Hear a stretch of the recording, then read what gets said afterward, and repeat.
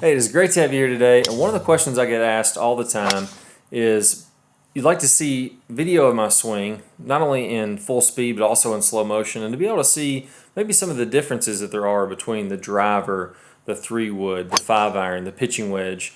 What differences are there in my swing? That's exactly what we're going to do here. Now make sure you hit that subscribe button. I got tons of great content coming out for you this year, and I don't want you to miss those. The only way you're going to get notified is if you're a subscriber. So click that subscribe button now, click the thumbs up. I always appreciate that, and post your comment below. I'd love to hear from you. This video is not going to be necessarily an instruction video. It's going to be more me talking a lot about things that I focus on in my swing, and even more specifically, when things get off in my swing. Maybe I lose a little bit of club head speed and the ball just isn't going that far. What is my fall back game plan? How do I go back and make sure that I get my swing speed as high as I can to start really getting those distances back up? Where do I start? And then some suggestions on where you should start there. Also for consistency, let's say I'm not quite hitting it as solid as I like. What are my go-to keys that I focus on in my own swing? And that's exactly what we're going to do here. So in the beginning here, I'm just showing you a variety of swings of mine from different angles, different clubs. And then from there, we're going to work into more of the keys that I focus on. Now, one of the things you'll probably notice in all these videos is that something kind of unique to what I do is I'll lift my left toe. So you'll see all the way from driver to pitching wedge, any club that I'm hitting, my left toe starts to lift up a little bit. That's kind of my swing trigger. And a lot of times you'll see kind of unique swing triggers. Even on the PGA Tour, players will have unique things they do to start their swing. Some players don't have them. Either way is completely fine. But I like to really lift up that lead foot. And I think that started from, or I know that started from, me feeling like I'm going to get a little weight shift to my right. And whether it's a driver or a pitching wedge, any club in between, I'm always going to make sure that as soon as I start my backswing, my weight is shifting to the inside of my right foot right off the bat. That way I can get that full weight shift and get a lot of power. I also like to feel pretty athletic, and I like to set up to where I feel fairly comfortable. Sometimes you may notice that my back is a little bit rounded, and that's completely fine. A lot of times I see players trying to set up with their posture absolutely perfect, and they're kind of locked in, their back is dead straight. Maybe if you're not that flexible, that's not a very comfortable position for you, and that can lead to kind of a lot of forced tension, a lot of things that aren't going to help you to hit the ball that much better. They may look good on camera, but the swing isn't going to perform as well. So I like to get, where I feel pretty athletic, but I don't want to be locked in and forcing myself into any kind of posture. I think it just makes it a little easier to make solid contact when you feel comfortable over top of the ball. When you feel comfortable, you get some confidence. When you have confidence, you hit the ball a little bit better. Now, another thing here, we'll talk about some differences in the swing. So if you compare my driver swing, specifically between like a shorter iron, like a pitching wedge, and if we look here from face on, as I get to the top of the swing, you'll notice that the driver goes a little bit farther back than the pitching wedge. So if I pause at the top, my driver is almost parallel with the ground. My pitching wedge is well short of that. But what you'll notice here, and a lot of players, take this idea and they tend to think that, okay, if I'm swinging my pitching wedge shorter, I'm just making kind of an abbreviated swing. Well, you'll notice that my shoulders on both of these swings are making a good full turn. So I'm getting past 90 degrees for my shoulder turn. And that's really a big, huge key for power. One of the most important things you can do in your golf game. And the only reason my pitching wedge is going a little shorter back is it's a shorter club. It has a little bit less momentum.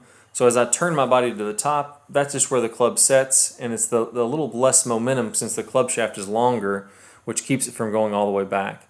So as you have that longer club, it's going to be a little bit tougher to stop it. And a great way to visualize that, imagine that you had a driver that's 40 foot long, huge long club. But once you get that club moving, it's going to want to keep on moving.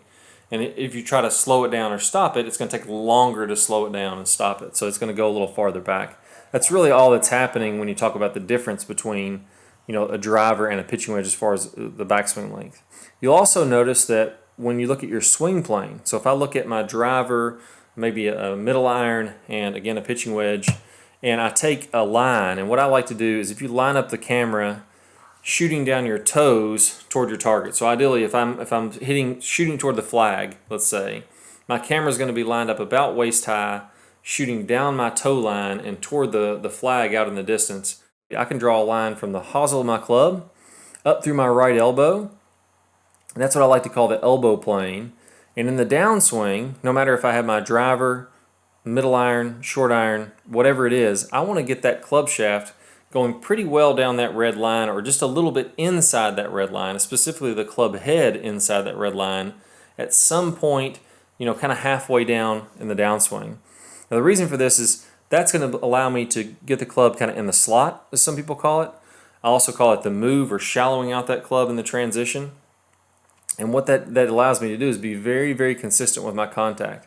So from that position, I can now turn through the shot, release the club head, and I know it's going to be coming pretty squarely through the ball. Now if I get a little steep and I was outside that red line, significantly outside that red line, that's going to cause me some problems. I'm going to end up having to reroute the club, hitting a lot of blocks or hooks or slices and different things. So that can cause a lot of inconsistency in your contact when you get above that red line.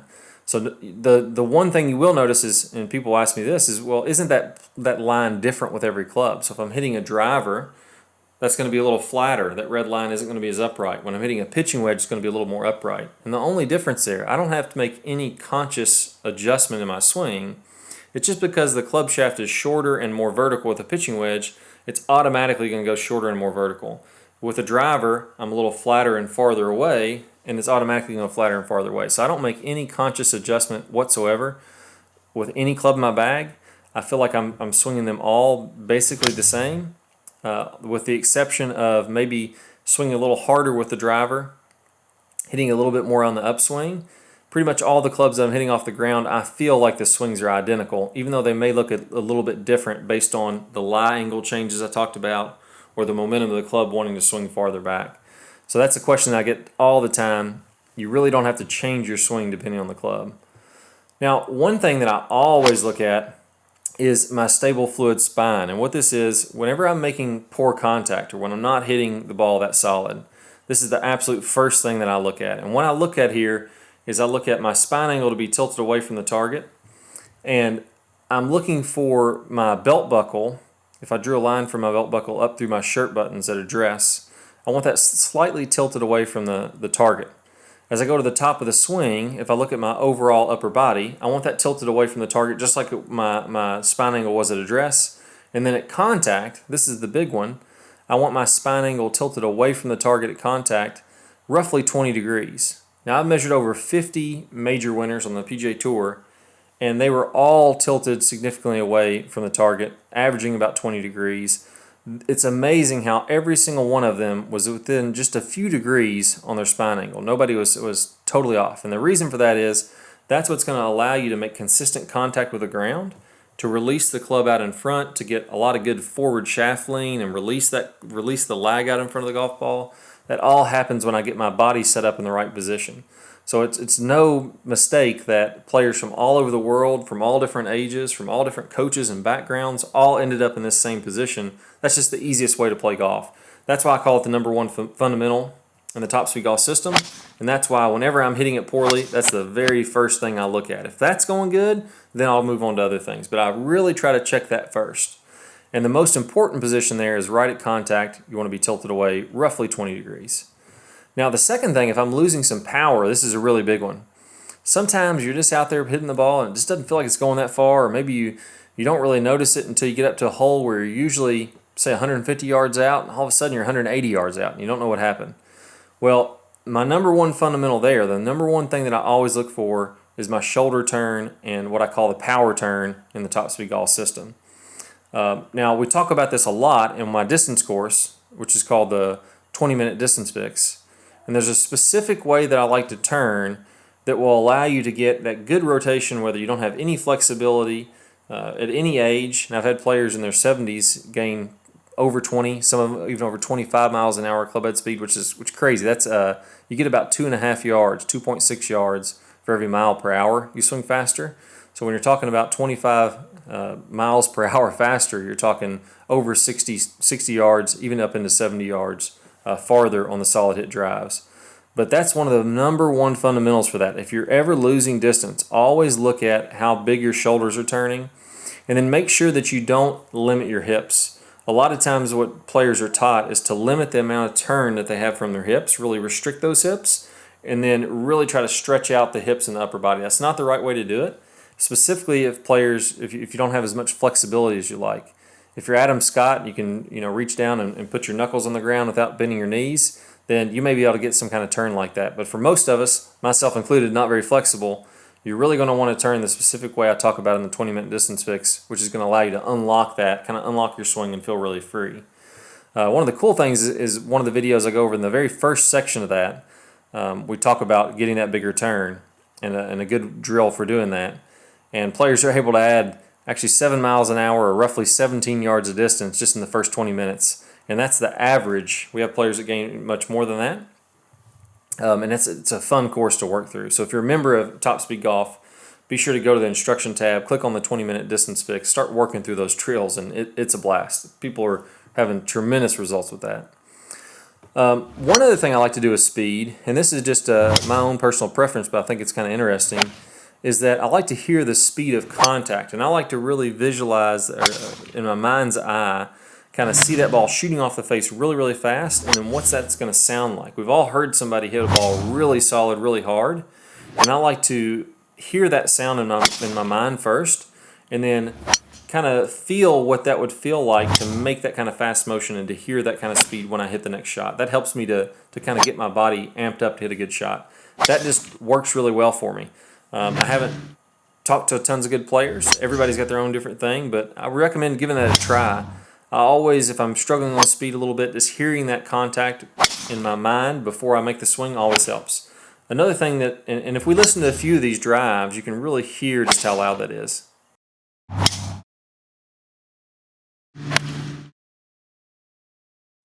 Now, another thing I like to do is I like to visualize basically an impossible shot. So if I'm struggling with my distance, I may pick a target. So if we look at these trees way out in the distance, those are like 500 yards away. I'm going to pick out just one limb or one little piece of the trees that would be lined up with my target going down the middle of the fairway. And what I'm going to do is I'm going to visualize my ball going into the trees there. Now, that's never going to happen. I'm going to be 200 or 300 yards short of those. But if I visualize that, you'll be amazed at how much your body kind of goes into autopilot, and it just hits a nice drive down the fairway more often than not if you have that kind of visualization. If we start to get too much internal and we start thinking about what our body's doing and we start letting the bunkers and the water and the trees that are on the sides of the course distract us, then we can lose some confidence. We're not feeling very comfortable over top of the ball. If I see that tree way out in the distance and I say, hey, I'm going to pound this ball and try to hit it to that tree and just react, then you can, more times than not, get a better shot than you would if you start to get too analytical and too focused on what's happening around you on the sides of the fairway. Now, another key thing when I may feel like I'm not getting as much speed as I'd like is what we call lag and the straight line release. So basically that's a 1-2 punch. You want to get a lot of lag in the swing. That's that big angle between your forearms and the club. And then you want to release that. And that releasing of the lag is what creates the speed. That wants to happen in front of the golf ball, and the golf ball just gets in the way. So I'm visualizing that in my straight line release, I'm releasing about 45 degrees in front of this golf ball, and the golf ball is just happening to get in the way of that releasing club. And that club's still speeding up and accelerating as it's hitting the golf ball. And it also helps with some byproducts of being very consistent, because now my hands are kind of leading the way. My club head is lagging behind because I'm thinking about swinging through the golf ball out in front. And now I can really get that consistent contact because my club head's trailing behind.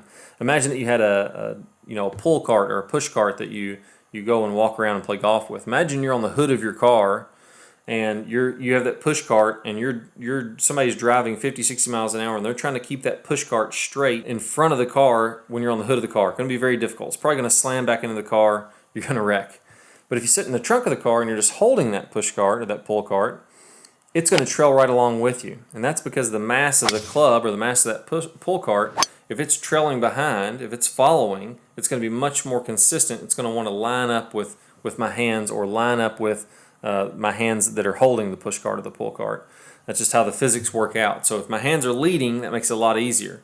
And again, having that visualization of my straight line release, that 45 degrees in front, and having that point out in front of the golf ball that I feel like I'm releasing the club at, allows a lot of that to happen without me having to get too conscious of it.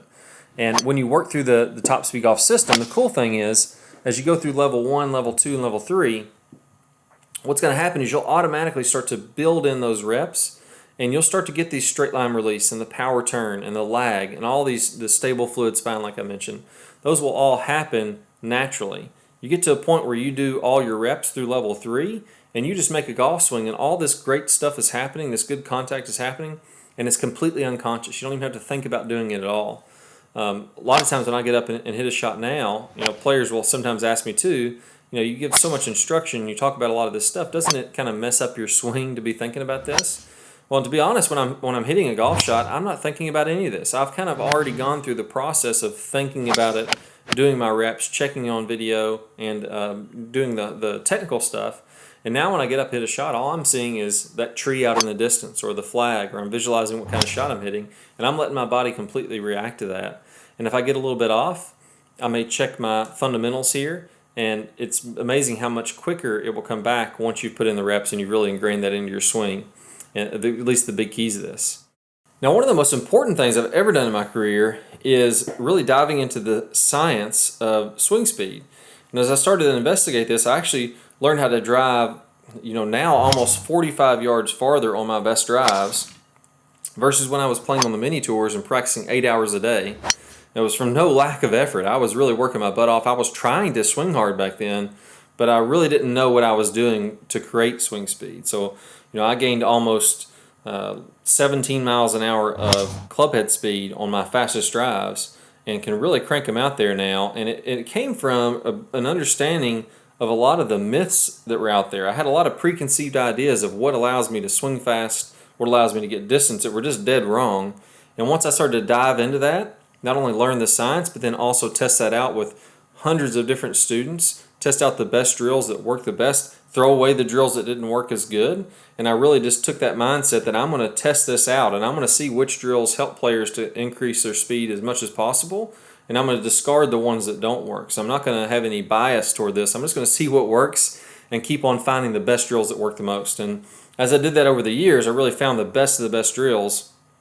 And that's what's turned into now what I call my 20-minute distance fix. And the reason it's called the 20-minute distance fix, as I alluded to earlier, just in the first 20 minutes, the very first drill that I give in this course, you can add 7 miles an hour or 17 yards. That's the average miles per hour and yards gained just in the first couple drills with the students that I had go through my pilot class. Hi, I'm Tom Hester from Louisville, Kentucky.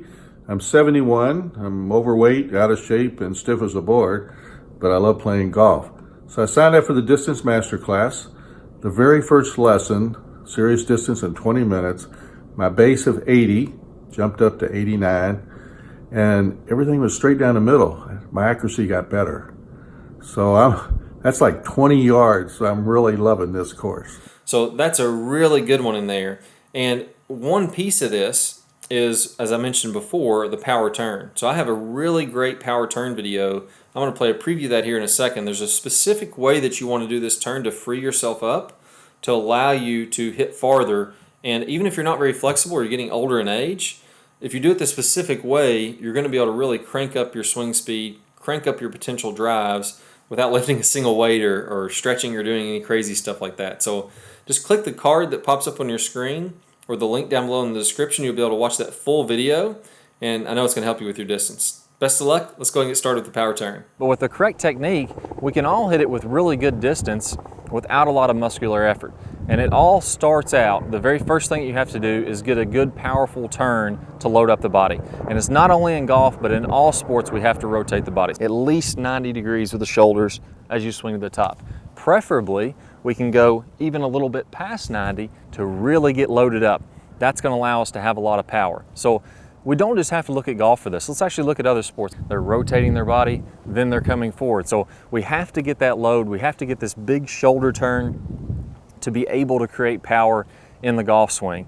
So in this series of videos, I'm going to show you exactly how to do that. That's one of the first keys to getting power, and we're all going to get at least a 90-degree turn, if not more than that. I think you'll be surprised at what you can do. So let's go ahead and get started with the next series of videos, and I'm going to show you how to get this big, powerful turn. All right, guys, so before we go, let's take a look at this in action with some of the top pros. Now here we're looking at Adam Scott, and you're going to see as he rotates to the top, good full shoulder turn. This is pretty typical of what I see with the top pros, a little past 90. Those guys are working on their flexibility, so sometimes they can get to 100 or even 110 degrees.